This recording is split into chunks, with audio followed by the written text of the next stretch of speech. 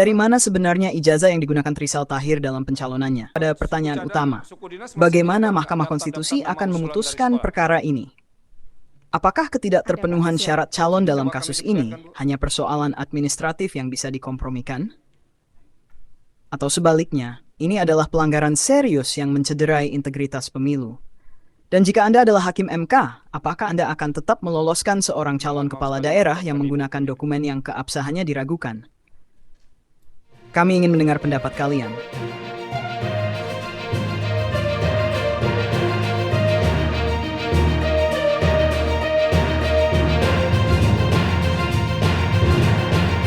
Assalamualaikum warahmatullahi wabarakatuh. Hari ini kita akan membahas isu yang sedang menjadi perhatian banyak pihak. Sidang terakhir di Mahkamah Konstitusi terkait keabsahan ijazah Trisal Tahir, calon terpilih Wali Kota Palopo.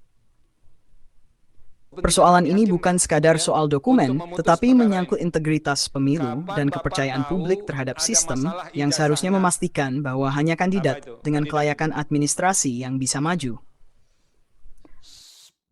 Bagaimana mungkin seorang calon dengan ijazah yang keabsahannya dipertanyakan bisa tetap melenggang dalam pilkada? Mari kita telusuri kembali perjalanan kasus ini dalam editorial Just Opos Channel, MK di Persimpangan. Apakah pemimpin dengan ijazah bermasalah bisa diloloskan?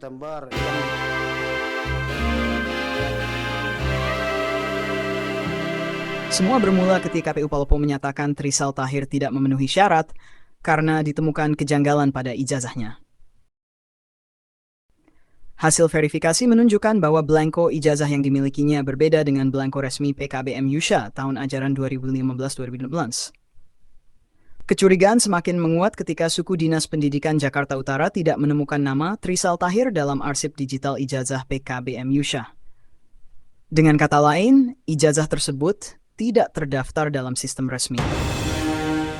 Ini bukan masalah kecil karena tanpa dokumen yang sah, seseorang tidak bisa mencalonkan diri sebagai kepala daerah. Maka pada September 2024, KPU Palopo resmi menyatakan Trisal Tahir tidak memenuhi syarat TMS.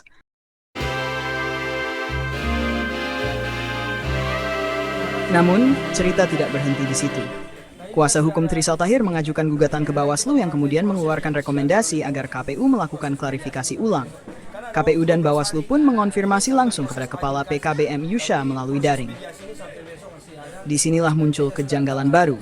Kepala sekolah mengakui bahwa Trisal Tahir pernah sekolah di sana pada 2016, tetapi tidak memiliki dokumen yang bisa membuktikannya. Meski demikian, ia bersedia mempertanggungjawabkan pernyataannya secara hukum. Trisal Tahir sendiri kemudian menandatangani surat pernyataan bahwa ijazahnya sah dan dikeluarkan oleh pejabat berwenang. Selain itu, Partai Gerindra dan Partai Demokrat sebagai partai pengusungnya juga memberikan klarifikasi kepada KPU. Hasilnya, dalam rapat pleno, KPU Palopo mengubah status Trisal Tahir dari TMS menjadi MS.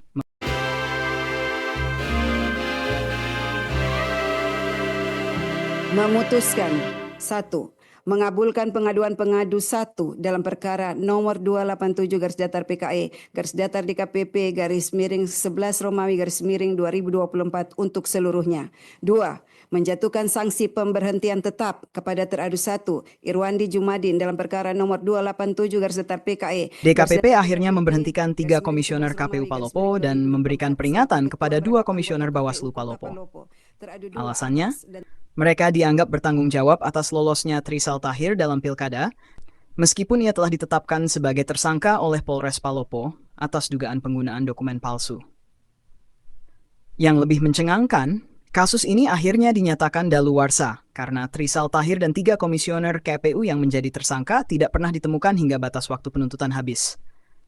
Ironisnya, setelah kasus dinyatakan daluarsa, barulah Bawaslu Palopo mengeluarkan rekomendasi agar KPU kembali menyatakan Trisal Tahir TMS. Tapi masalah tidak selesai di sana. Alih-alih menindaklanjuti rekomendasi itu, KPU Palopo justru meneruskannya ke kepolisian untuk ditindaklanjuti. yang menurut DKPP adalah langkah yang keliru. Tata cara mekanisme prosedurnya apa Bawaslu yang Palopo mereka juga dinilai lakukan? lalai Apa karena yang menunda berubah? penerbitan rekomendasi dengan alasan Dokumen menunggu itu yang putusan diperiksa pidana oleh atas kasus para Trisal teradu. Tahir. Kenapa dari TMS Padahal, menjadi seperti yang ditekankan MS? oleh Ratna Iya kan? Dewi Petalolo dari Kenapa DKPP, saudara tidak lakukan pelanggaran itu? administratif dan tindak pidana Sekali pemilu tadi adalah ulang dua hal yang bahwa, berbeda dan harus Saudara ditangani Teguh secara terpisah. berpendapat itu ya, Jadi- bahwa nanti menunggu takut nanti ada perbedaan. Padahal itu kan dua ranah yang berbeda. Satu Siapa? tentang tata cara, satu tentang pidana, iya kan? Siap yang mulia. Dan administrasi sepenuhnya kewenangan itu ada di tangan di lembaga Bawaslu. Pidana itu ada unsur lain, ada kejaksaan dan kepolisian, iya kan? Fakta yang makin menguatkan dugaan pemalsuan. Dalam sidang terakhir di Mahkamah Konstitusi, saksi dari Dinas Pendidikan Jakarta dan Suku Dinas Pendidikan Jakarta Utara kembali menegaskan bahwa nama Trisal Tahir tidak ada dalam daftar peserta ujian nasional yang diajukan PKBM Yusha. Bahkan, saksi yang dihadirkan langsung oleh Mahkamah Konstitusi sendiri menegaskan bahwa Trisal Tahir tidak ada dalam daftar usulan PKBM Yusha untuk mengikuti ujian nasional. Iya, Pak. Oke. PKBM Yusa. Kita cari ya nama Pak Trisal ya di Siap. sini. Ibu menemukan nama Pak Trisal nggak di sini? Tidak, Pak. Tidak ya. Iya. Nanti kita cek, Bu. Tapi ini daftar yang usulan dari PKBM Yusa ke suku dinas. Oke. Pak Johnson?